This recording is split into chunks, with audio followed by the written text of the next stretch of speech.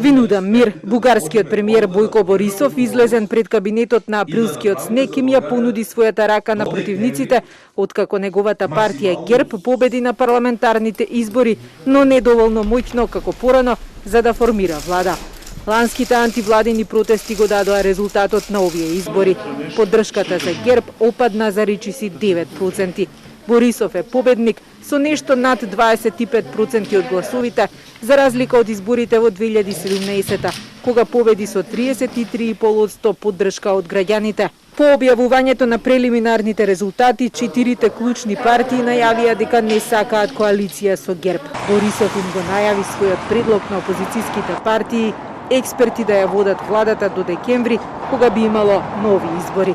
Аз си предлагам мир.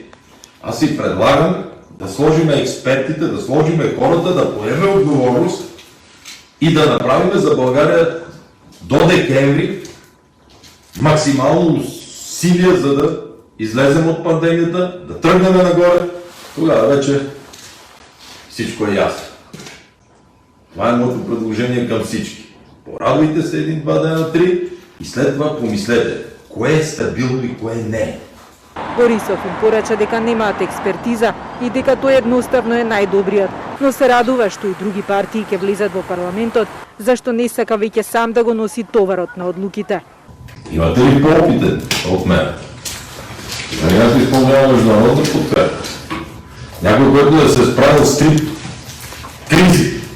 Нов играч на политичката сцена е партијата Има таков народ на медиумскиот могул и пеач Слави Трифонов, кој во Народното собрание влегува со 41 пратеник, кои според аналитичарите се анонимуси и непознати ликови, чие однесување не може да се предвиди.